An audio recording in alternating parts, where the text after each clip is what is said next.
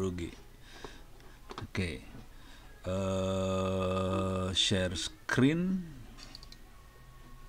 Oke. Biar ngerti bedanya semua ntar. Makhluknya apa aja sih sebetulnya.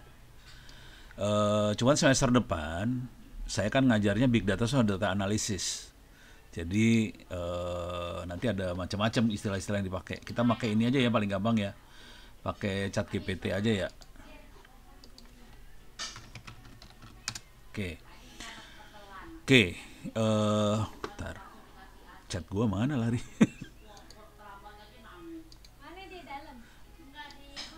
Oke. Ini kita akan bedain, ada beberapa makhluk sebetulnya yang saling berkaitan satu sama lain, deket-deketan satu sama lain. Apa beda dari data warehouse,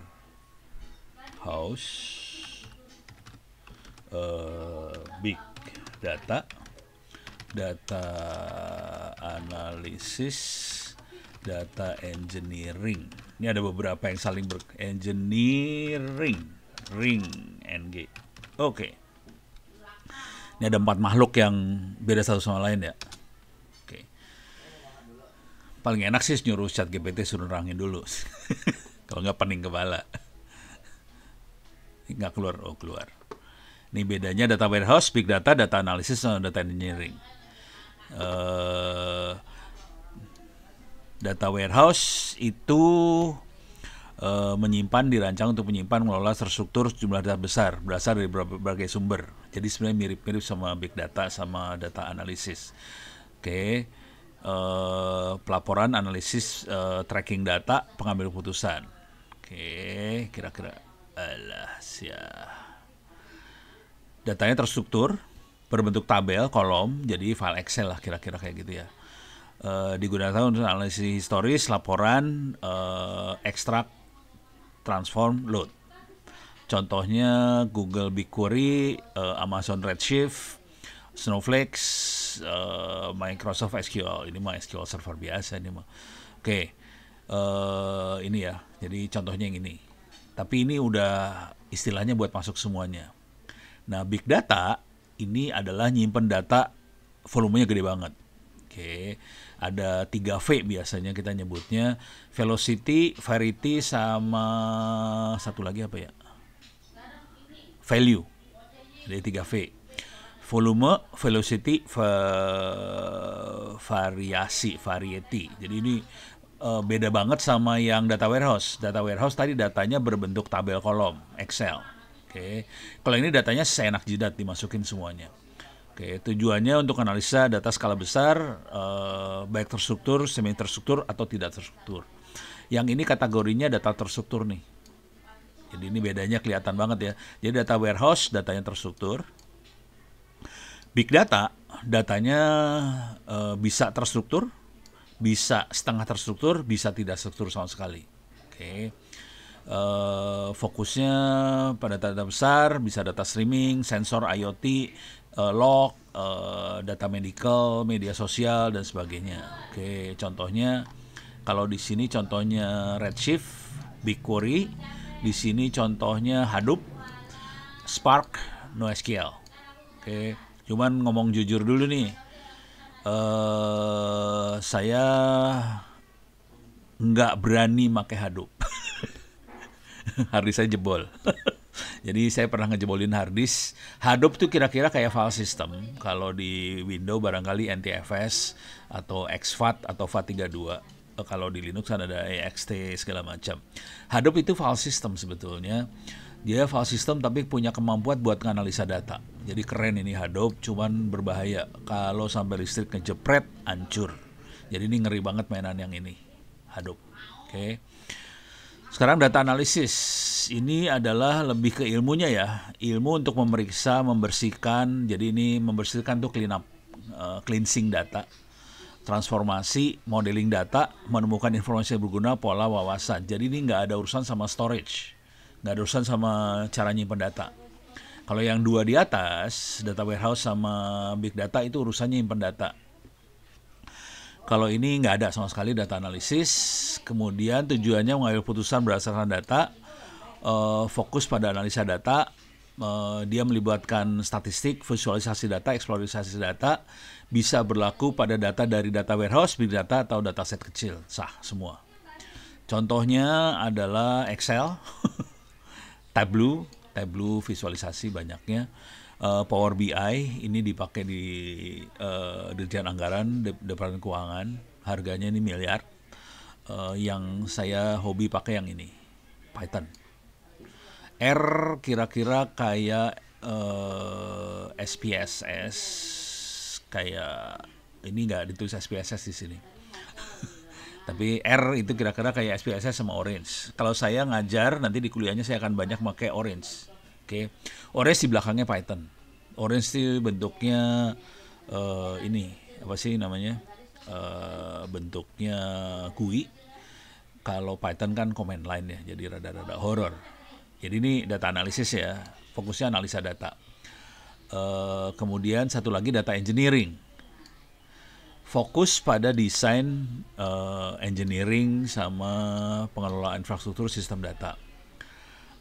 Intinya ini jadi orang yang ngerjain proses komputasi datanya, data engineering biasanya. Yang analisa datanya data analisis. Jadi si data analisis itu biasanya satu lagi data scientist, lupa. Terus ditambahin nih.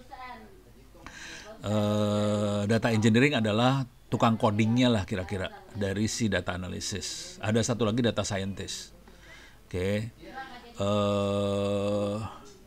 Ini mastiin dia datanya bisa diakses, organisir, siap untuk dianalisa. Sampai siap untuk dianalisa. Dia bukan yang melakukan analisa sebetulnya, tapi data engineer ya kalau udah sering berinteraksi sama data analisis dan data scientist ya bisa analisa juga sih. Nah ini kira-kira kayak gini. Jadi warehouse menyiapkan datanya terstruktur, big data, datanya gede banget, data analisis, analisa, data engineering yang bikin sistem buat menganalisa data. Data warehouse terstruktur, big data terstruktur, semi struktur, tidak terstruktur, data analisis terstruktur, semi terstruktur, data engineering semua data dia beresin semua. Ini kayak apa ya, office boy lah. Data engineer tuh office boy-nya dari 3 di atas ini. Ini data engineer. Semuanya dapat duit, jangan khawatir. Semua ada rezekinya masing-masing. Kalau kita di kampus kita lebih ke arah data engineer-nya. Kasih tahu dulu, kita banyak yang cuman ya data warehouse ya bisa kayak data engineer juga sih. Kalau yang di sini tujuannya penyimpanan pelaporan, big data lebih pengolahan data besar, data analisis buat dapetin insight atau wawasan dari data, kemudian data engineering mengelola pipeline data. Contoh toolnya di sini ada Snowflake, Redshift, di sini ada Hadoop, Spark, Excel, Power BI, Python. Kalau di data analisis di sini Apache Kava, Airflow, and DBT. Ini saya jarang pakai malahan. Jadi saya lebih ke data analisis sebetulnya orangnya. Oke, saya tambahin ya, satu lagi data scientist, bedanya apa? Data engineering dan satu lagi data scientist.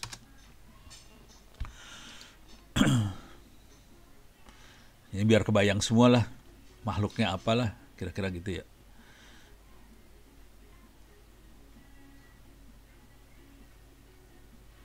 Kita cari yang data scientistnya, ini harusnya sama aja sama yang tadi kan.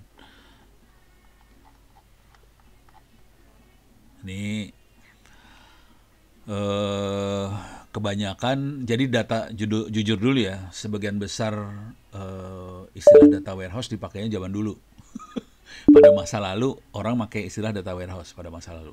Tapi sekarang data warehouse ke cover sama big data. Jadi karena dia bisa semuanya ilmunya. Oke. Data analisis udah. Nah ini bisa lihat data pelanggan, lihat pola pembelian, segala macam. Nah data engineering tukang codingnya lah ya.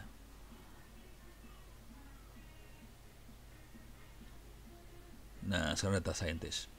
Data scientist profesional yang menggunakan data dan membuat model prediksi wawasan dari metode statistik machine learning. Jadi data scientist orangnya.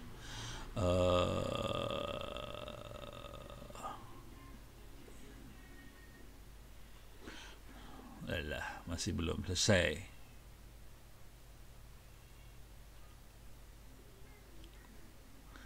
Jadi baiknya kayak gini, cara cara belajar tuh gitu aja sih, pakai apa, ChatGPT enak tuh, asli.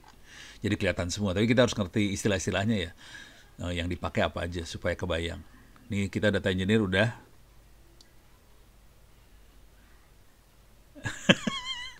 Galih tahu aja. Iya, betul. Saya bayar $20 sebulan. Emang yang nggak bayar keluarnya beda ya? Ya ini saya bayar $20 sebulan. Soalnya saya butuh banget chat GPT. Buat eh,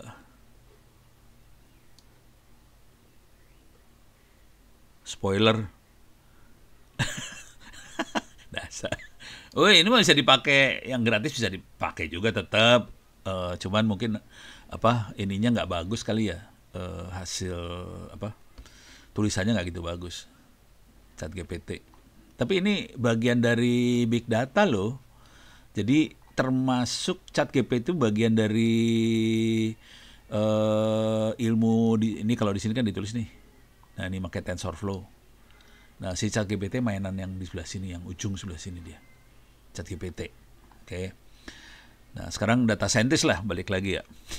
Ntar saya kasih lihat yang saya kerjain sama chat GPT. Dia profesional. Dia yang bikin model prediksi insight dari data yang ada, pakai metode statistik, pakai machine learning. Dia ngubah data mentah jadi informasi dan bisa di follow up pakai analisa yang kompleks gitu ya. Dia bikin model prediksi, klasifikasi, machine learning, deep learning, data analitik dan sebagainya. Bahasanya biasanya Python, R, Scala segala macam. Saya sendiri makanya yang ini banyak ya, Python. Oke. Jadi nanti yang kita ajarin di kuliah Big Data, data analisis lebih ke arah data scientist-nya. Karena kita banyak pakai campuran ya, sebenarnya campuran antara dua ini nih, data analisis sama scientist. Dua ini dimainin sekaligus. Kalau contoh nyata menggunakan Big Data yang menggunakan data tidak struktur seperti apa? Kalau kita analisa query seperti apa? Oke. Kalau datanya tidak terstruktur, saya kasih contoh lah. Yang query aja ya, yang query mah gampang lah. Jadi ada dua makhluk ya. Terstruktur tidak terstruktur. Terstruktur tuh nggak ada kolom, nggak ada apa-apa lah. Ini contoh, saya kasih contoh lah tidak terstrukturnya. Ini apa yang bunyi? Oh, ini saya bunyi ini kayaknya. Oke, saya kasih lihat ini ya. Masuk ke orange. Mana orange? Ini di orange. Oke. Ini ada gambar. Ini saya kasih lihat lah makhluknya. Ini ada gambar. Ini kita analisa gambar paling gampang deh ya. Kalau gambar, ya kita tahu ada pixelnya, tapi kan nggak ada strukturnya, nggak ada kolom, nggak ada apa. Ini apa? Nggak ada informasi kakinya berapa, buntutnya berapa. Ini gambarnya. Saya coba kasih lihat yang lain. Ini gambar lagi, ini gambar. Ini semua gambar nih ya. Kita pengen nganalisa, pengen klasifikasi gambar. Paling gampang itu visualisasinya adalah virus COVID. Bayangkan di sana, di labnya, farmasinya, kedokteran mana, dia harus bedain COVID, flu, sama apa segala macam, dan dia melihatnya di mikroskop.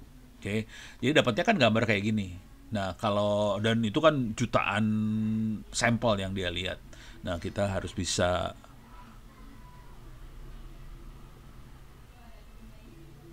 self-driving car Elon Musk, yaitu contoh lain. Kalau itu lebih seru tuh, lebih kompleks tuh. Soalnya sensornya banyak di dalamnya, pening kepala juga. Nah itu sensornya banyak, dan itu mainnya big data. Kalau udah sensor banyak, mainnya big data. Ini contoh, ini satu gambar. Nanti saya kasih lihat prosesnya ya, sekalian ya, kagok lah. Ini kita curi start kuliah aja. Ini berarti belum pada kuliah big data ya? Oke. Tolong kalau yang ini yang belum kuliah big data, kalau semester depan dapat kuliah saya, masuk ke sini open course. Masuk ke open course. Terus masuk ke sini. Cari kuliah 2025 minus 1.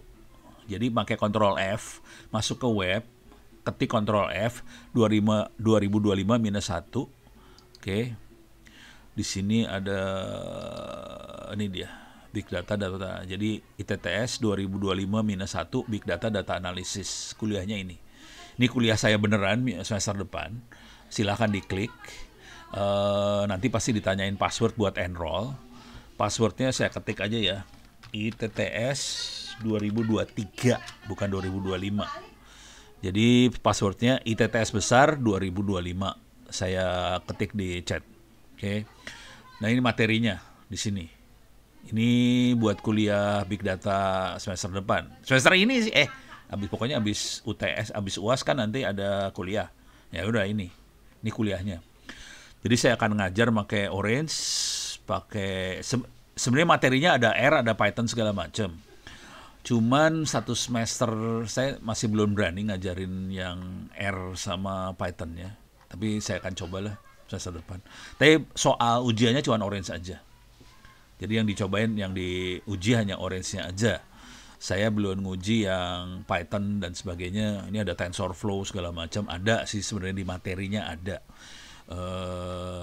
Cuman takut pada pingsan saya belum ngajarin. Berarti kalau berani ya udah. Ini Orange-nya didikitin. Materi ini soalnya materinya lebih dari 1 semester nih materi yang ada di sini.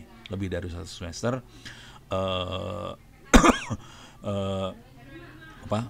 Yang saya kasih yang gampang Orange gitu ya. Nah, sekarang balik lagi, tadi udah ngelihat yang big data banget bentuknya gambar ya. Itu nggak ada strukturnya sama sekali. Nah, bagaimana yang bentuknya ini? Nah, tugasnya dari yang gambar ini adalah ini, mengklasifikasi siapa keluarganya siapa. Misalnya ini kan ada anak ayam, sama ayam satu keluarga dong. Nah, ini kita harus bisa melakukan pengelompokan dari data. Paling gampang pengelompokan ya. Jadi salah satu fungsi dari data science adalah melakukan pengelompokan, gitu. Kalau minggu lalu 2 minggu yang lalu, Alex kan nanya soal urusan data pelanggan ya. Nah, itu salah satunya pengelompokan. Jadi salah satu yang paling gede di dunia big data adalah, atau data science atau data warehouse, adalah bagaimana mengelompokkan data. Sebenarnya itu aja sih. Nah, bayangkan kita cuma punya gambar, bisa nggak bikin kelompok? Nah, kalau kita sebagai manusia sih gampang ngelompokinnya ya kan, kita pinter. Ini ada sapi, ini satu kelompok sama sapi-sapi yang lain. Kita tahu bahwa sapi nggak satu kelompok sama ayam. Itu orang, tapi kalau mesin bisa nggak? Nah, itu tugasnya. Ntar saya punya waktu sekitar hampir 1 jam lah, mudah-mudahan saya bisa. Nah, sekarang yang satu lagi yang bentuk yang bentuk tabel ini contohnya. Ini file beneran. Ini filenya UMKM Kota Bekasi. Tapi saya cuma dikasih sampel 1000 UMKM Kota Bekasi. Jadi data benernya ada 13 juta UMKM sama koperasi. Punyanya Kementerian Koperasi sama UMKM, mereka punya data sekitar 13 juta. Kita bisa lihat di sini ada nomor nggak penting ya, provinsi sama semua, ini Jawa Barat semua. Terus ada kabupaten Kota Bekasi, kecamatannya apa, kelurahannya apa, modal ada, berapa lama beroperasi ada, bulan beroperasi, ini bulan mulai dia beroperasi, tahun beroperasi, jenis kelamin, disabilitas, status pengusaha, pemilik atau pengelola, terus ada pendidikan, terus ada skala usaha, ini semuanya mikro, jadi sama aja, nggak ngepek datanya. Terus jenisnya pedagang apa, kategorinya apa, terus ada pakai marketing digital nggak, segala macam nih, pakai teknologi nggak atau pakai manual aja. Terus memiliki laporan keuangan nggak, memiliki apa lagi tuh, omsetnya berapa, jumlah tenaga kerja. Jadi datanya kayak gini. Ini saya cuma punya data cuma berapa kolom nih. Kalau di aslinya mereka punya 200-an kolom, terus punya 13 juta data. Itu aslinya segede gitu. Saya cuma dikasih sampel aja. Oh, ini sampelnya lah. Ini bisa, kalau nggak ini saya kirim aja ya kali ya, biar ngerasain deh lu. File, back, orange.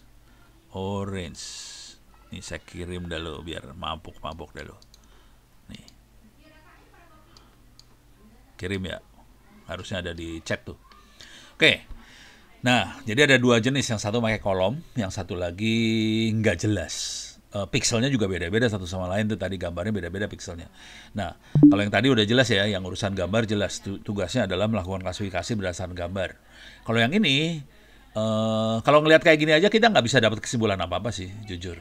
Bayangkan orang-orang Kementerian Koperasi UMKM, dia pas ngelihat 13 juta data dia nggak bisa ngambil kesimpulan apa-apa sih, asli. Dari situ saya ajarin buat nganalisa. Saya nganalisa sendiri langsung sih. Ini saya analisa sendiri langsung. Saya kasih kesimpulannya dulu ya. Jadi udah dianalisa, kesimpulannya sederhana sih.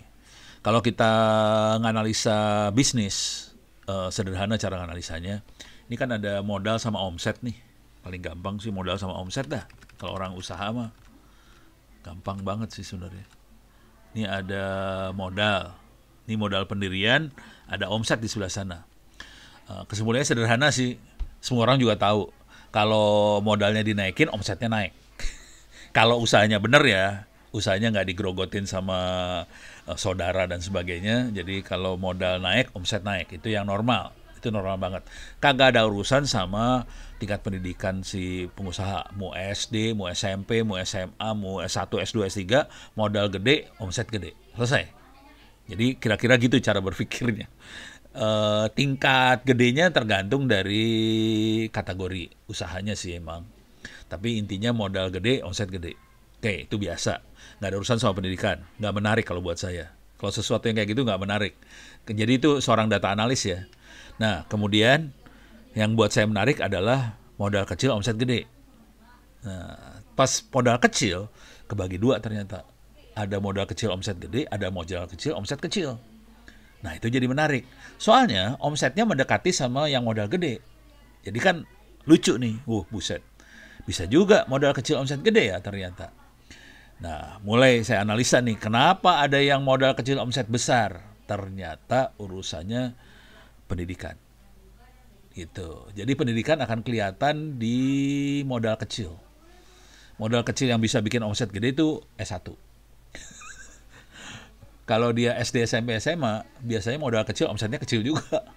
Jadi ternyata sekolah itu membuat omset besar, ternyata gitu. Jadi PR-nya ada di Diknas sebetulnya. Gimana caranya supaya omsetnya besar, ya bangsa Indonesia harus dipintarin semua. Cuman, yang beda satu lagi adalah omset besar itu rata-rata karena dia make ini tadi. Mana sih tadi? Digital marketing nih. Ini ada di sini. Nah, ini dia. Ini ada digital e-commerce sama non-digital. Kalau yang tidak digital, dia itu omsetnya nggak besar. Jadi dia mainnya digital, ternyata gitu. Jadi pakai toko online sih sebenarnya. Toko online, digital, kemudian dia naikin omset di sebelah sana. Gitu. Jadi cara mainnya di sebelah sini. Gitu. Jadi itu kunci-kuncinya. Oke, tapi kalau ini udah analisanya lumayan berat ke komputer, soalnya kolomnya banyak, datanya 1000, lumayan si komputernya rada-rada pingsan-pingsan. Kalau mau yang rada gampang, analisanya mah gini. Ini ada beberapa data ya. Ada ini Diniyah tuh ini apa?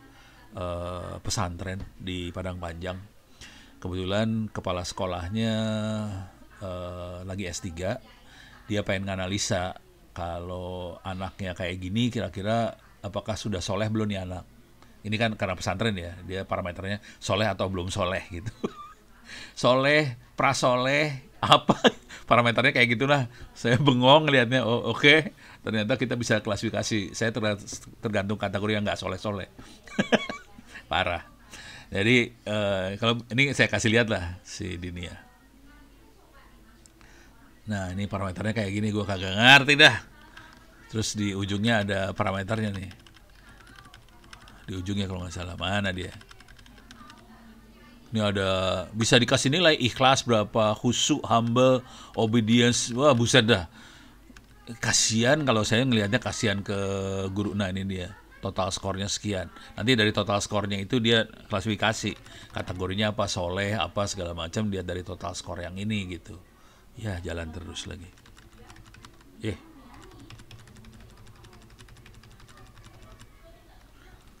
lu bayangin aja, takwanya dinilai, passion dinilai, gratitude dinilai. Gurunya pingsan buat ngasih nilai. Saya udah diam aja ketawa aja nih, kayaknya gurunya bakal pingsan-pingsan buat ngasih nilai segini banyak.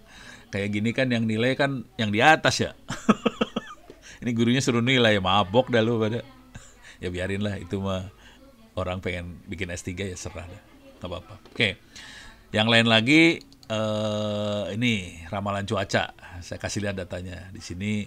Ini waktu ngeramal, jadi harusnya ada data. Datanya kita punya data training sama data ini ada cuaca. Jadi kita punya data suhu sekian, kelembaban sekian. Nah ini cuacanya panas hujan. Jadi kita kasih training dulu sih sistemnya. Kalau suhu sekian, kelembaban sekian panas, suhu sekian, kelembaban sekian panas, suhu sekian, kelembaban sekian hujan. Jadi dikasih training, oke. Nah kemudian kita,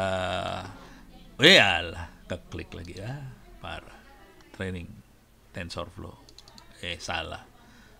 Ini kalau buat nyolong torrent, Orange. Mana dia tadi? Cuaca. Ini tadi udah. Nah sekarang kita lihat ramalan. Kalau untuk ramalan klasifikasinya nggak dikasih ini, nggak dikasih, nanti dia akan ngeramal klasifikasi. Kira-kira kayak gitu. Oke. Jadi yang satu adalah training data. Ini training data ada labelnya, dikasih label. Oke. Yang satu lagi nggak kasih label, itu buat di ini. Ini contohnya, ini supervised learning kategorinya. Nah ini ada lagi contoh yang lain lagi adalah, bentar, ini ada anggaran-anggaran, saya cariin yang ini, ya udah sini aja dah. Ini kita punya data tahun anggaran, oke, terus ini data bohongan, ini data mainan saya nih, bukan data beneran. Kalau yang tadi yang UMKM Bekasi beneran, yang ini data bohongan. Tahun, anggaran, udah gitu jumlah manusianya berapa, jumlah tank berapa. Ini ada APC adalah Armored Personnel Carrier, F-35 itu pesawat tempur, Sea Drone itu pesawat buat di laut, tempur juga. Ini data R&D, suhu gula, inflasi segala macam. Nah kita dengan data seperti ini kita harus melakukan forecasting gitu ya, kira-kira kayak gitu. Nah kenapa ada tank segala macam? Soalnya waktu itu saya ngasih presentasinya di Mabes TNI. Jadi ada tank, ada APC, ada F-35 lah gitu. Jadi hubungan antara anggaran sama jumlah tank kayak gimana, sama populasi penduduk kayak gimana gitu, karena saya lagi ngasih di Mabes. Jadi ini data bohongan buat ngasih buka wawasan buat orang-orang di Cilangkap, di Mabes, bagaimana kita melakukan prediksi anggaran lah, kira-kira kayak gitu. Terus di sini contoh waktu kita melakukan prediksi benar. Ini file buat prediksinya, kelihatan di sini ada yang dikosongin nih. Ini kita mau prediksi anggarannya kayak gimana. Jadi kalau prediksi kita kosongin gitu. Ini kira-kira buat gambaran aja ya, kayak gini ya. File-filenya kayak gitu. Bisa cuaca, bisa suka-suka sih, apa aja. Oke, sekarang kita akan coba, karena saya punya waktu lumayan di sini, saya akan coba melakukan analisa. Ntar, jadi masuk sini, masuk VirtualBox. Kemudian saya harus jalanin mana orange-nya? Ini dia. Ini orange. Saya jalanin. Oke. Saya pisahin si orange dari komputer yang normal saya pakai ya. Biar kalau butuh apa saya delete gampang. Oke. Tapi kalau pengen nginstall bisa cari di sini. Orange data mining. Ini ada download, kita bisa download orange-nya free, gitu ya. Ini ada bagian downloadnya, kita bisa free download, bisa untuk Windows, bisa untuk macOS, bisa untuk Linux dan sebagainya lah. Oke. Cuman karena saya makanya Linux, cara jalaninya agak tidak manusiawi sedikit, karena saya harus bikin virtual environment. Makanya saya pisahin sama Linux yang saya pakai. Oh iya, kita akan tanda tangan sama Linux ya, sama Ubuntu. Canonical langsung, tapi lewat perusahaan wakilnya Sivali di Indonesia. Dan di dunia cuma ada 3 perwakilan, satu Indonesia, satu Australia, satu di Eropa, di London atau di mana lah. Pokoknya dia cuma punya 3 perwakilan. Oke, si Canonical itu. Oke, dan kita cukup beruntung, kita adalah Indonesia dapat perwakilannya. Dan yang lebih gila adalah ITTS adalah universitas pertama yang tanda tangan MOU dengan Canonical. Paling nggak di Asia Pasifik. Keren. ITTS loh. Makanya saya nggak pakai, mungkin gara-gara mereka tahu rektornya kagak pakai Windows, langsung dideketin sama mereka. Kita tanda tangan MOU ya Pak. Oke. Dan mereka akan ngasih kesempatan buat buat magang di sana, di Canonicalnya. Jadi akan ada magang, tapi magangnya bukan tentang Linux, tentang teknologi cloud. Dan kebetulan dalam teknologi yang sama ada lagi ID Cloud Host. ID Cloud Host dia ngasih mesin kemarin ke ITTS. Ya, jadi kita punya kesempatan buat megang mesin ID Cloud Host. Jadi ada 2 perusahaan sekaligus loh. ID Cloud Host ngasih mesin, ada BPS dia ngasih sertifikasi buat MTC NE, MTC RI. Kemudian jadi ada satu lagi Sivali Ubuntu, dia ngasih open source-nya. Jadi gila itu sebenarnya. Ngasih tahu dulu ya, nggak banyak kampus yang seperti ITTS loh. Kita beruntung banget bisa dapat kayak gitu-gituan gitu. Dapat mesinnya gede banget kemarin, 128 core, memorinya 1 terabyte. Kita pakai buat buat bikin SDM lah, bikin pinter orang lah. Cuman kalau yang jauh-jauh susah juga ya, gimana caranya ya? Paling harus dibikinin VPN buat masuk ke dalam kampus. Mudah-mudahan bisa nih anak-anak pada ngerjain itu. Nah, ini balik lagi ke sini, saya lagi jalanin. Ini dia. Oke. Saya harus jalanin nih. Oke. Ini nggak manusiawi. Orang normal tidak akan mengerjakan seperti ini. Kalau di Windows nggak perlu. Tapi kalau di sini perlu. Oke. Virtual environment, Python-nya saya set dulu, Python-nya sama dengan Python 3, terus namanya virtual environment, langsung dia set semuanya. Nah sekarang saya harus aktifin source vn bin activate. Oke, udah jalan. Sekarang virtual environment udah jalan. Sekarang clear orange canvas. Oke.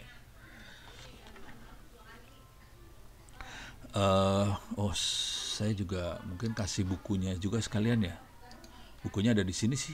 Kemarin udah pernah dikasih belum sih? Nggak tahu. Saya kasih lagi lah, nggak apa-apa ya. Ini bukunya ada di sini. Buku data science-nya ya.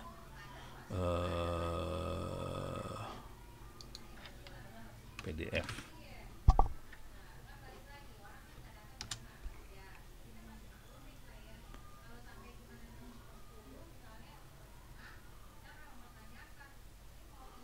Ini dia.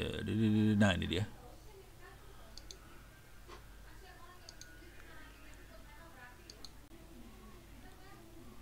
Ini sharing.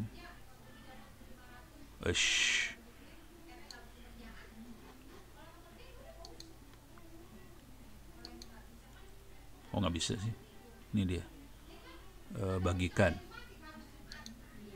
Salin link. Oke. Ini bukunya ya, saya taruh di chat. Kenapa jadi kayak gini? Ini acara webinar. Kok keluarnya gitu sih?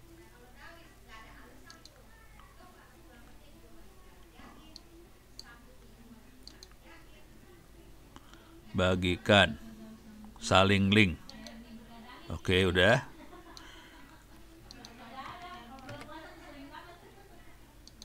Oke. Tuh, bukunya bisa diambil.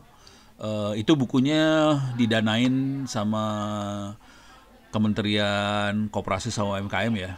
Tapi materinya persis yang saya ajarin. Dan ini jadi materi kuliah beneran. Oke, tapi dibalik sih sebenarnya. Saya ngasih kuliah dulu baru bikin buku. Oke, sekarang balik lagi ke orange-nya. Nah ini dia orange, ini dia. Tampilannya kira-kira kayak gini. Ada new, open, recent, tutorial. Yang penting example ini. Kalau pertama kali pakai orange, lihat example.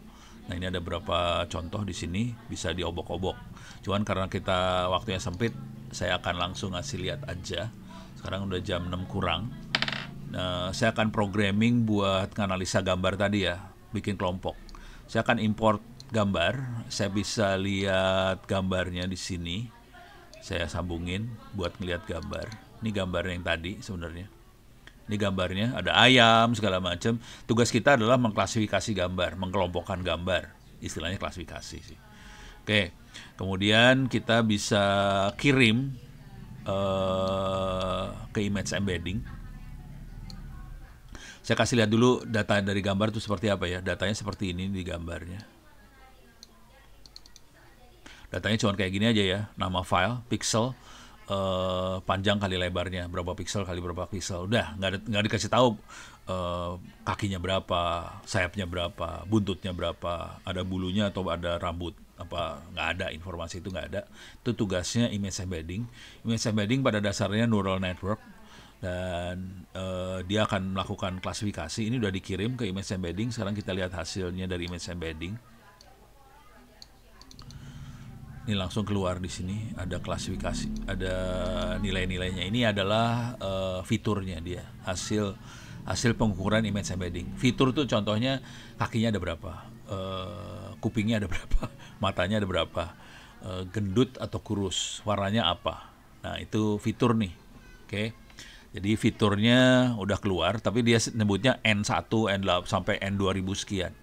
Nah sekarang buat mengelompokkan, ini nggak usah lah. Ini buang aja, ini juga buang aja. Oke.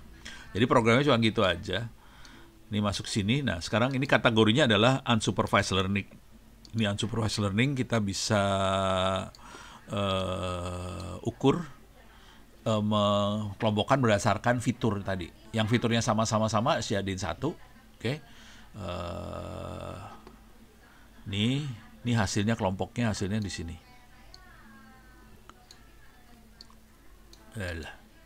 Dah. Ini dia, ini kelompoknya. Hasil kelompoknya kayak gini. Saya tutup dulu sini biar nggak terlalu ribet. Nah, ini kelompoknya dia. Cuman kan ini kata-kata nih, nggak enak lihatnya. Kita lihat ininya, image viewer, biar enak, lebih enak lihatnya. Ini saya tutup aja. Terus saya liatin kelompok. Ini kelompok ya. Ini kelompok. Ini gambarnya. Coba kita lihat. Oke, ini bebek sama bebek. Oke, satu kelompok, setuju. Ini ayam sama ayam, satu kelompok, bener. Ini lucu sama lucu, satu kelompok, oke, bener. Oke, yang ini ngaco nih. Ini ada satu kelompok, dia pikir lucu. Padahal ini anjing, kakinya 4. Dasar programnya blow on. Ini dia pikir satu kakinya 2. Deh, salah. Kalau yang ini adalah kelompok lucu nih, ada 2 lucu. Nah ini kalau kita lihat, ini adalah kelompok burung-burungan. Ada satu yang salah, nggak apa-apa. Jadi memang salah tuh sesuatu yang wajar. Algoritma nggak selalu benar, kadang-kadang salah. Nah kita lihat lagi di sini. Ini ada kelompok ini ada kelompok ini ada kelompok ini. Ini ada kelompoknya yang kurus-kurus coklat. Ada kakinya 4. Yang ini sapi. Ini ada salah nih, bego dia pikir apa sih, kambing sama sapi sama, padahal kambing kecil sapi gede kan, bego dasar. Tapi ya kalau lihat gambarnya kan kira-kira hampir sama, ya udah salah deh. Ini kelompoknya kaki 4, ini kaki 4 semua nih. Jadi kita bisa lihat ada kelompok kaki 4 warna coklat, kaki 4 warna putih. Ini kelompok lucu, ini kelompok burung. Ada 4 kelompok paling enggak di situ kelihatan. Terus ya, ini contoh pengelompokan. Ini big data. Ini big data kategorinya. TensorFlow machine learning-nya ada di sini nih. Image embedding-nya bisa kita lihat di sini, dia makanya Google Insertion V3. Bisa dilihat di sini sih ntar. Tapi ntar pelajaran benernya waktu kuliah ya. Ini Google Inception V3. Ini bentuknya kayak gini nih machine learning. Ini neural network kayak gini ya. Ntar aja lah buat. Sekarang kita masuk ke yang satu lagi. Kita masuk ke bentar. Enaknya analisa yang mana nih? Bentar. Paling gampang analisanya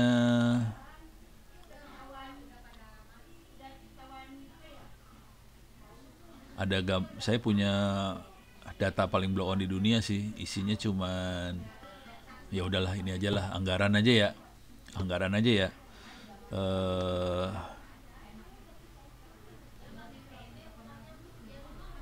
Anggaran coba. Jangan. Ini mah ribet ntar.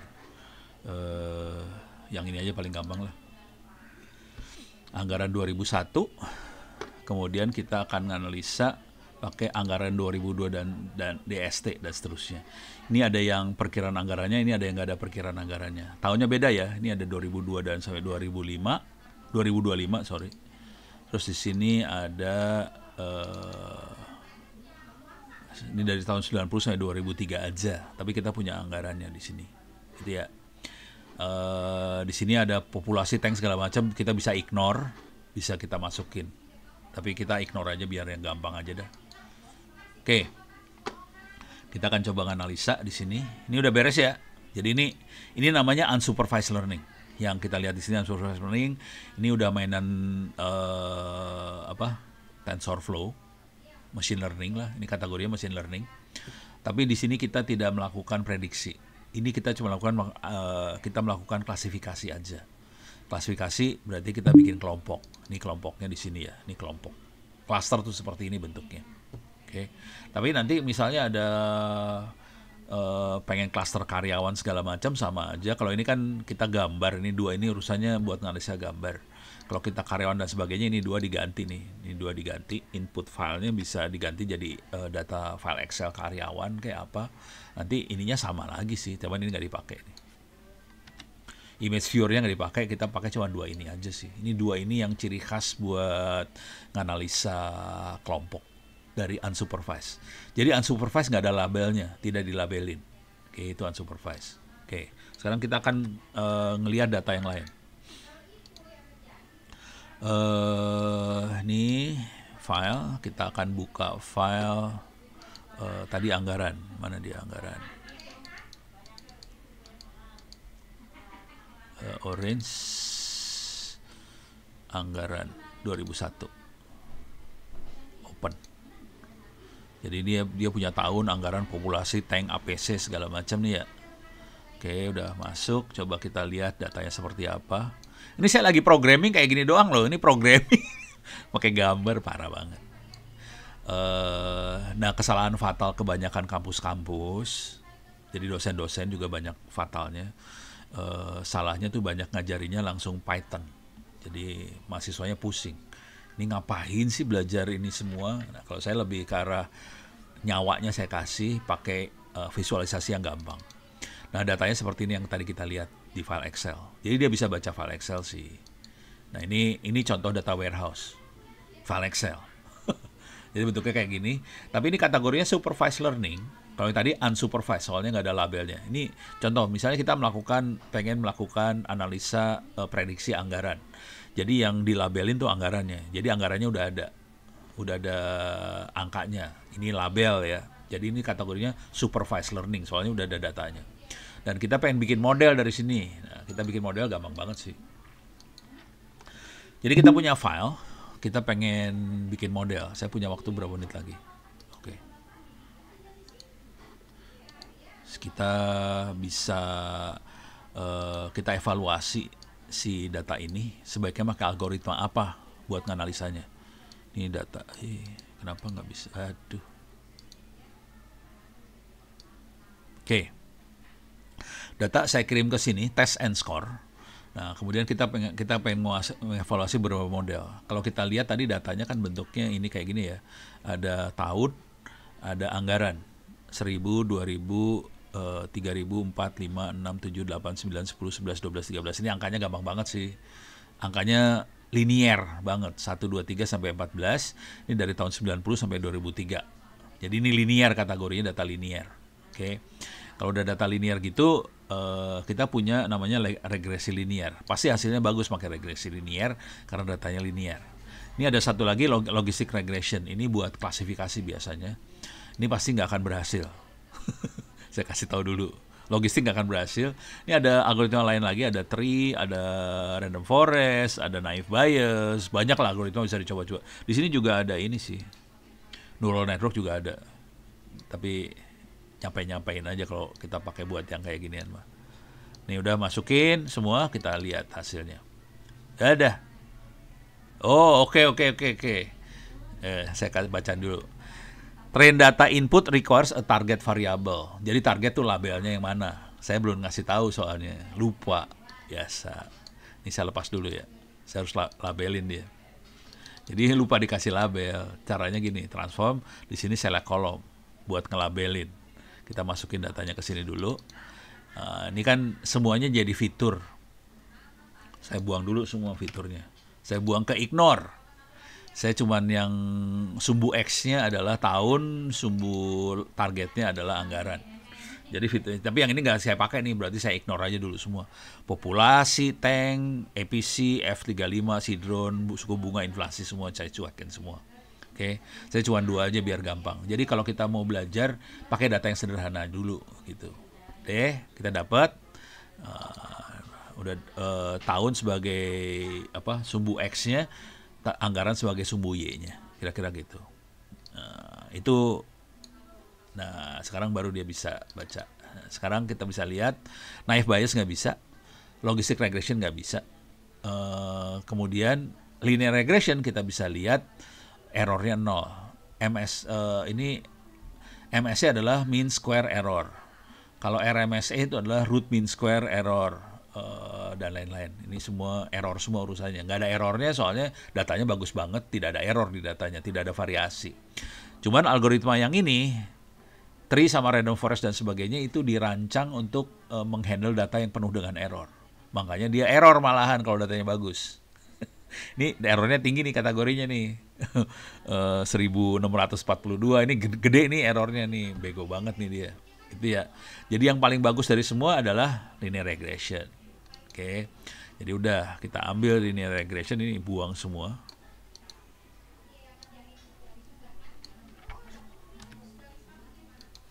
Ini buang.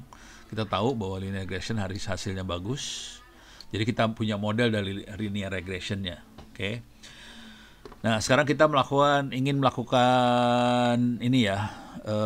Jadi kita bisa punya model, kita bisa save. Nah, sekarang kita pengen forecasting. Ini bukan klasifikasi kalau ini. Kita jadi dukun.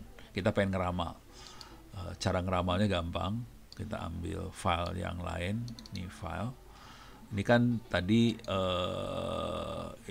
balik lagi. Balik. Oke, orange.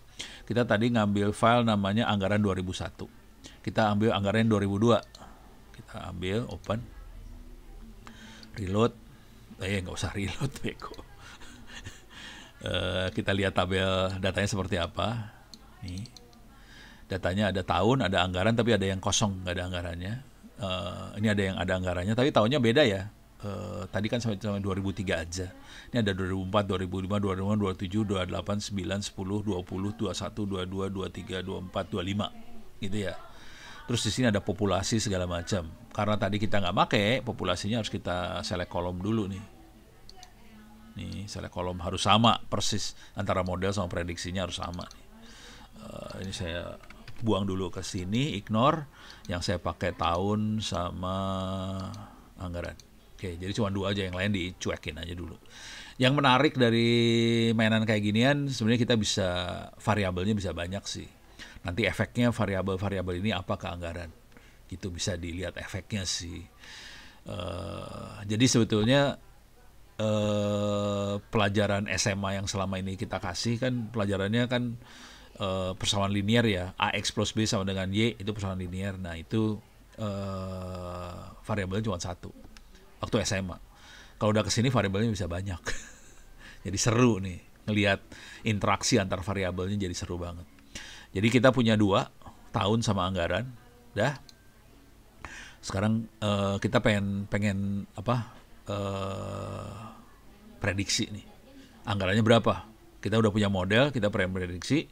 Nah, sekarang kita butuh tool buat prediksi. Ini kalau pakai Python juga sama, ntar ada subroutine namanya prediksi, ada modul prediksi, bisa. Jadi kita punya model, masukin ke prediksi, terus kita punya data, masukin prediksi juga. Nah, ini prediksi dia. Ini hasilnya. Ini kita bisa lihat di sini bahwa tahun 2002 ini yang linear regression tuh yang prediksi ya. Ini yang dari file inputnya ini. Kelihatan 2002 hasil kita inputnya 13.000, diprediksinya 13.000. Jadi errornya 0. 14.000 error 0, 15.000 error 0, 16.000 error 0. Ini 2002, 23, 24, 25 gitu ya. Nah, ke bawahnya ini saya bikin salah, ini disalahin, sengaja disalahin nih. 2006, 27, 28, 29, 3 saya salahin nih. Ini saya bilang 20.000 padahal 17.000. Jadi ada error minus 3.000 dan seterusnya. Yang ini nggak saya isi. Ini di sini tanda tanya. Ini hasil prediksinya, tapi nggak ada error soalnya dia nggak punya referensinya berapa. Jadi tanpa error karena tidak ada referensi. Gitu. Jadi ini adalah hasil prediksi. Ini perkiraannya kita manusia. Ini hasil prediksinya dia. Ini errornya dia. Bisa kelihatan semua. Jadi variabelnya tahun. Ini contoh prediksi. Gitu. Jadi kira-kira gitu sih. Secara umum ada yang klasifikasi, ada yang prediksi. Cuman itu aja sih secara umumnya. Kira-kira kayak gitu. Oke. Ada pertanyaan? Kagak ada? Aman? Jadi sarannya ntar baca-baca ya. Nah, sekarang saya kasih ini filosofinya lah. Nanti tolong kuliah ini di enroll kalau semester ini, nggak tahu udah dapat belum sih kuliah kayak gini ya. Saya harusnya ngajar, pokoknya semester depan saya ngajar ini sih. Jadi semester depan ini saya ngajarnya yang ini. Ini kuliah semester ini depan. Ini kuliahnya ini. Saya akan fokus di sini. Tapi kira-kira di sini ada big data, ada diterangin big data itu apa segala macam seperti yang tadi dikasih di mana sih namanya? Di ChatGPT. Terus data science itu seperti apa? Ada gambar yang bagus di sini sih sebenarnya. Coba lihat. Ini kalau nggak salah ada gambarnya nih, bagus banget gambarnya. Nah ini data science-nya. Ini ada data science. Nah, ini ada business intelligence.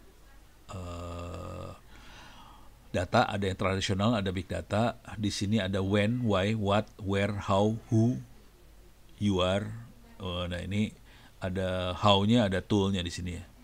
Ada R, ada SQL, apa ini tool yang kita pakai. Di sini ada skala dan sebagainya kalau udah main machine learning ya. Nah di sini dikasih tahu why-nya, what-nya, data collection, preprocessing segala macam. Terus di sini yang zaman dulu kala data warehouse kategorinya sebenarnya yang ini. Yang ini data warehouse ya. Kemudian mulai masuk ke business intelligence, udah gitu masuk ke data science. Kira-kira kayak gitu. Oke. Jadi ada data science, ini ada metode yang tradisional, ada yang metode machine learning. Tradisional itu metode yang seperti ini ya. Linear regression, logistic regression, terus ada clustering itu tadi itu ada tree, ada random forest segala macam, ada time series. Kalau udah yang lebih tinggi, data science lebih tinggi dia mainkan machine learning. Ada supervised learning, unsupervised learning, ada reinforced learning. Jadi ini ada dua aliran gede nih. Ada yang jadul regresi mainan, ada yang main machine learning. Jadi kelihatan. Jadi paling enak ngelihat ini sih gambar ini. Ini tool-toolnya. Ini contohnya sales forecasting, user experience. Kalau ini ada fraud detection, client retention, apa segala macam. Gitu. Ini bisa dilihat aplikasinya apa. Contohnya ini uh, basic customer data, historical stock price data, social media, financial trading, dan sebagainya. Bisa kita lihat aplikasinya buat apa aja di sini. Tapi sebenarnya ini semua bisa masuk ke sebelah sono juga, machine learning bisa sih. Machine learning langsung juga bisa, kalau agak gila bisa. Tapi ini powerful banget sih machine learning. Tergantung parameter yang kita masukin juga harus jago. Ini machine learning ribet dalamnya sih sebenarnya. Asli ribet. Dan dia akan pakai komputernya gila-gilaan. Gitu. Oke, ini buat ngasih gambaran aja. Ini back lagi. Oke. Ini konsep data science-nya. Kemudian salah satu lagi yang kita perlu mainan di sini adalah dataset. Dataset kalau kita lihat tadi di sini, saya pakai datasetnya ini nih sebenarnya. Buat training data. Jadi kita punya data untuk training. Ini contohnya, ini buat training. Kemudian kita bisa dari training data kita bisa forecasting. Kita bisa forecasting ini gitu. Nah,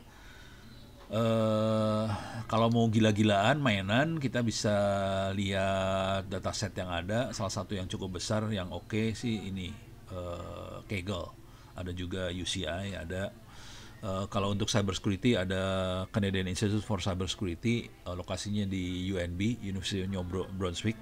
Bisa dilihat datasetnya di sini, gitu ya. Kalau mau ini bisa pakai Kaggle, iyalah, nah masuk Kaggle, ini Kaggle dataset. Kita tinggal cari aja mau dataset apa. Tapi hati-hati ya, ini datasetnya nggak kecil, ini datasetnya besar. Tapi ada yang kecil-kecil juga nih, ada yang 250 kilobyte, ada yang 64 mega, ada yang 16 kilo. Ini TBC, tuberculosis prediction top 35 country, Indian marriage and divorce dataset, buset, ada juga. Nanti kalau kita cari di Indonesia kayak gimana, ntar kita bisa compare. Ini ada climate change indicator dari 1900 sampai 2023. Ini ada breast tissue independence measurement lah, apa, gila. Ini banyak banget datasetnya, gila-gilaan di sini. Bisa kita cari tergantung kita mau belajar apa. Misalnya bisnis, tentang bisnis ya. Ini ada restoran business ranking, e-commerce business transaction apa. Nanti harus lebih spesifik ya. Bisnis, marketing. Nanti bisa dilihat di sinilah. Cari yang kira-kira cocok sama kita, ambil datasetnya, kita pelajari. Ada yang kecil, ada yang gede. Yang seru adalah yang gede-gede sih. Kayak ini ada customer segmentation data 2 mega, lumayan gede. Terus, tapi ini masih mega-mega nih. Kami kategori masih bisa di download lah kalau cuma mega. Yang nyebelin kalau udah giga datasetnya, nyebelin banget itu. Oke, ini datasetnya udah ada, bisa dimainin. Oke, nah dari dataset itu kita bisa jadi biasanya coba bentar. Misalnya nih, biasanya mereka kalau kita klik di sini dia juga ngasih tahu ininya nih. Nah ini ada doi set. Oh ini nggak ada. Kalau ada doi gini biasanya dia udah bikin paper journal dari situ. Jadi kita lihat paper journalnya kayak gimana, dia pakai analisanya buat apa. Jadi kadang-kadang dia punya dataset, dia ngasih sharing juga algoritma yang dia pakai buat analisa dataset itu kayak gimana. Terus dia ngasih lihat juga jurnalnya dia kayak gimana.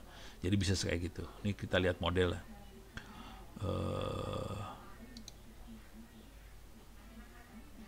Nah ini dia sharing kayak ginian nih, source code-nya dia kasih lihat sih. Tergantung datasetnya. Ada yang enggak sih. Tapi ada source code kayak gini bisa kita mainin juga sih. Oke. Nah, mungkin saya harus kasih lihat si Heidi ya. Heidi dia ngambil dataset dari Kaggle. Di Kaggle pakai algoritma apa, kemudian Heidi nganalisa pakai tekniknya dia sendiri. Jadi itu baru banget, akhirnya dia datasetnya sama dari Kaggle juga sih.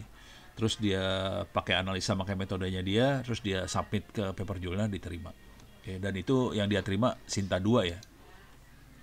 Jadi kalau kita masuk ke jurnal ada Sinta, ada Scopus ya, Sinta Kemdikbud.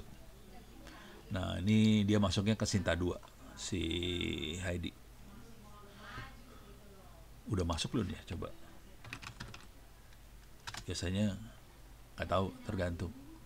Suhaidi. Heidi kita belum masuk. Oke, harus dicari nih Heidi. Nah, saya kasih lihat aja lah. Bentar. Saya kasih lihat papernya Heidi langsung lah ya. Jadi dia pakai, ini dia. Ya. Papernya di Index Sinta 2, ini judulnya Performance Efficiency Comparison Unit ini Resti. Kita coba lihat Resti sama Heidi bisa ketemu nggak? Mudah-mudahan ketemu nih. Resti, Heidi, ini dia.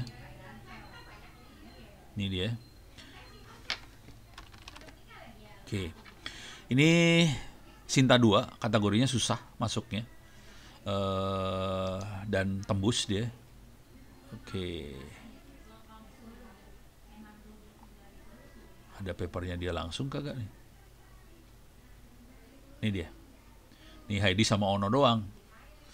Saya sih cuman ini doang. Di cara nulisnya gini. Nama Ono itu. Maksud saya masukinlah nama dosen yang lain, jangan Ono aja. Ono keseringan soalnya. Nah, kira-kira kayak gini nih. Ini dia bandingin unit goes, road crack segmentation. Ini klasifikasi sih sebenarnya. Road crack adalah kira-kira retak di jalan. Jadi ini kategorinya dia dapetin data training buat retak-retak di jalanan. Oke, jadi kan orang-orang sipil yang bikin jalan itu kan dia motoin jalannya retaknya kayak gini, jalan retaknya kayak gini. Nah, udah gitu kita pakai algoritma buat klasifikasiin retak tadi. Gitu. Dapat akhirnya. Jadi dia nganalisa ini nih, lebih algoritma ya. Algoritmanya, nah ini retak-retaknya dia bisa lihat, dapat retaknya. Keren loh. Parah. Ini orang ngelihatnya udah keder juga nih. Buset. Terus dikasih lihat, ini saya download aja ya, saya kirimin ke lu pada dah. Ini 60 ya, 6089. Oke, kirimin ke sini dah. Nih Heidi kan seangkatan tuh enggak ya? Enggak kayaknya. Salah. Oh, salah. Ini, oh iya benar. Saya masuk ke Zoom, masuk download, masuk ke 6. Mana? Ini dia. Oke. Itu paper jurnalnya Heidi, bisa dibaca dah. Ini ngajarnya lumayan, ngajarin Heidi buat nulis oke banget sih. Tapi Anda harus belajar kayak gini. Nah, ini yang ngeri adalah referensinya sampai 39 referensi. Ngeri. Dan ini rata-rata IEEE. Udah serem dah orang kalau udah digituin mah. Gitu. Jadi Ono ngajarin caranya gini supaya serem. Ya udah, langsung dikerjain sama Heidi. Jadi hasilnya bagus, masuk ke S2. Sinta 2 ya maksudnya, Sinta 2. Ini udah bisa dipakai buat S2 sih sebenarnya. Klasifikasi yang kelas kayak gini bisa S2. Jadi Anda bisa sampai level kayak ginian. Gitu. Ada pertanyaan nggak sampai sini? Serem ya. Aman. Nih saya masih punya waktu sekitar 10 menit kali ya sampai azan. Oke. Karena masih ada waktu 10 menit, saya kasih lihat inilah filosofinya dari si machine learning. Cara paling gampang, AI, machine learning segala macam. Jadi fungsinya harus ingat ya, fungsinya cuma 2 dia. Yang satu adalah klasifikasi, satu lagi forecasting. Contoh paling gampang, kita masuk ke Tokopedia.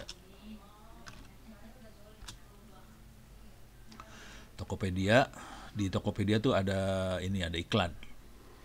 Ini berdasarkan pencarianmu, ya ini bukan pencarianmu nih, ada iklan. Ini ada iklan ya. Coba silakan dijawab. Iklan tiap orang sama atau beda? Tulis di chat deh. Sama atau beda iklan tiap orang di Topet?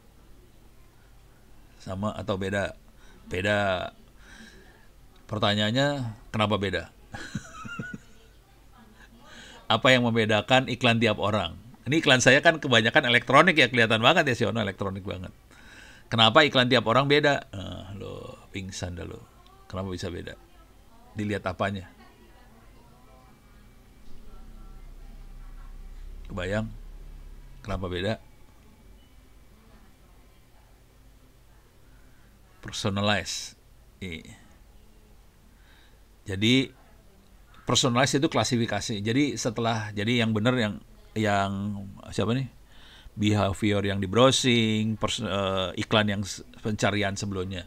Jadi si Tokped pasti akan mencatat kita nyari apa aja, kita beli apa aja, kita berinteraksinya tentang apa aja, dicatat nih sebenarnya. Jadi behaviornya dicatat. Dari behavior itu kita melakukan klasifikasi. Jadi klasifikasi itu namanya personalisasi, personalisasi.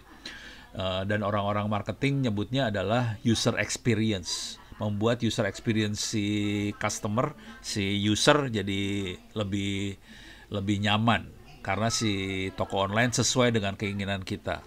Padahal soalnya kita diliatin terus sama toko online, lu beli apa aja sih? Lu nyarinya apa aja sih? Udah gitu dikasih iklan yang sesuai sama kita. Padahal gitu doang sih. Ini namanya klasifikasi nih ya, deh.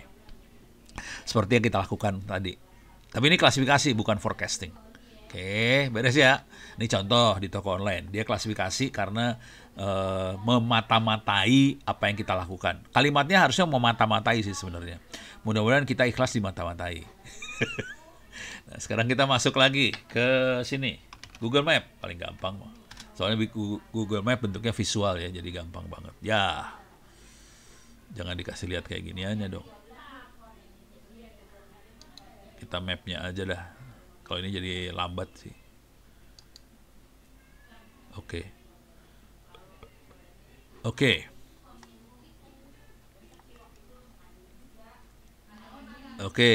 ini Google Map. Peta Jakarta. Paling gampang kita ngelihat traffic. Nah, ini klasifikasi nih ya. Ini klasifikasi bahwa semua tahulah kalau hijau lancar. Kalau kuning nih mulai tersendat, merah tersendat, yang merah gelap tuh macet-cet. Nah, ini kelihatan jalan macet lah gitu. Pertanyaannya, jadi ingat ya, mainan AI machine learning itu kita di mata-matain sih sebenarnya. Jadi mata-mata itu training data sih sebenarnya sama buat forecasting. Oke, sekarang urusan yang ini, urusan Google Map nih. Gimana caranya Google tahu bahwa jalannya macet? Tahu dari mana Google jalannya macet? Mata-mata dari mana dia? Sok tulis di chat. Dari mana dia tahu jalannya macet?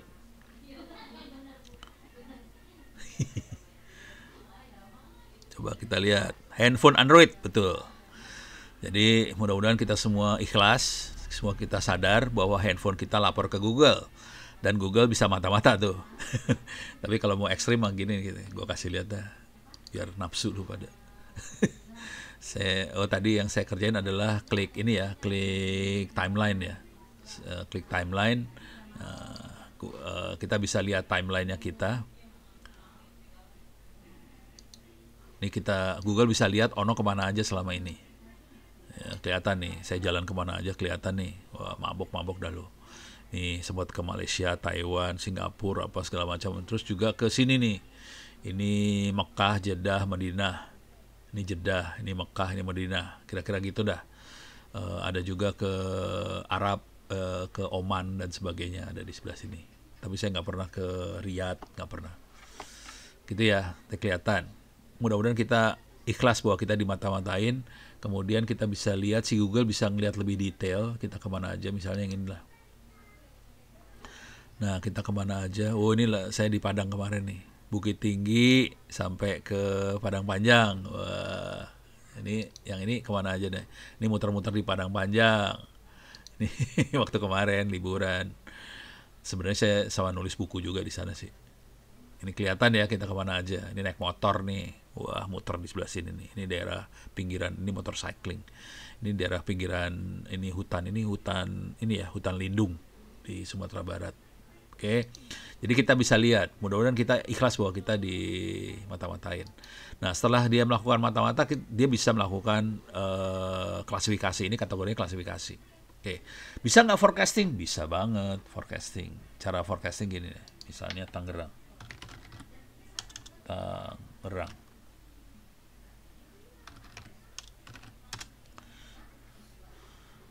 Oke, ini Tangerang. Ini Tangerang. Oke, kita pengen lihat Tangerang ke arah Jakarta. Iya, biasanya diinfokan Google lewat email sebulan sekali perjalanan kita kemana aja. Ya, semoga ikhlas. Maksud saya ikhlas bahwa kita di mata-matain Google, ikhlas ya. Karena kuncinya dari AI machine learning adalah dia mata-matain. Gitu. Termasuk yang namanya ChatGPT segala macam ya. Nah, kita dari Tangerang kita mau ke Jakarta. Nah, ini belum forecasting. Ini belum forecasting. Soalnya ini yang sekarang. Kan ini live now. Kalau live now kan bukan forecasting.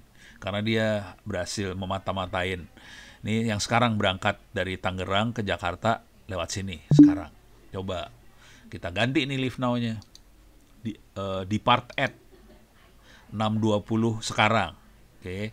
Akan sekitar 45 menit sampai 1 jam 20 menit sampai di Jakarta. Oke, nggak apa-apa. Ini kan hari Senin ya. Coba tadi pagi. Yang kalau main kayak gini dilihatnya forecast ininya ntar. Kalau tadi pagi history ya. Ini bukan forecast nih, history. Paling enak jam 7 pagi sih. Jam 7. Ini lewat sini nih. Oke. Ini macetnya segini panjang ya. Tapi ini history, ini bukan forecast. Bukan dukun, bukan prediksi ke depan. Jadi kita lihat macetnya di situ. Tolong perhatiin baik-baik macetnya ya. Oke. Ini hari Senin. Hari ini tanggal 20 jam 7.50. Macetnya kayak gini. Coba kita lihat besok. Bismillahirrahmanirrahim. Klik besok Selasa. Oke, macetnya beda ya. Macetnya beda loh. Perhatiin macetnya beda ya. Selasa jam 8 pagi. Tapi dia tahu bakal macet di mana aja hari Selasa jam 8 pagi. Dia tahu.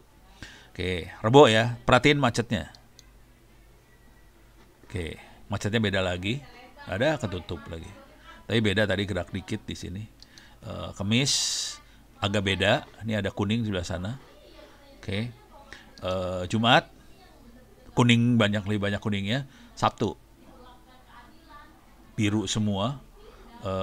Minggu biru semua. Tapi ini belum kejadian tanggal 26 Januari soalnya. Oke. Jadi itu contohnya forecasting. Gitu ya. Cuman dia waktu ngelabelin dia unsupervised learning labelnya. Jadi dia nyari sendiri. Kalau tadi kan labelnya kita supervised learning. Labelnya supervised learning dan ini unsupervised learning. Ini udah mulai azan ya. Kira-kira gitulah. Mudah-mudahan bisa ngasih gambaran ya. Coba ada 1-2 pertanyaan sebelum saya tutup. Ya udah azan. Ya udah. Oke. Kita tutup sampai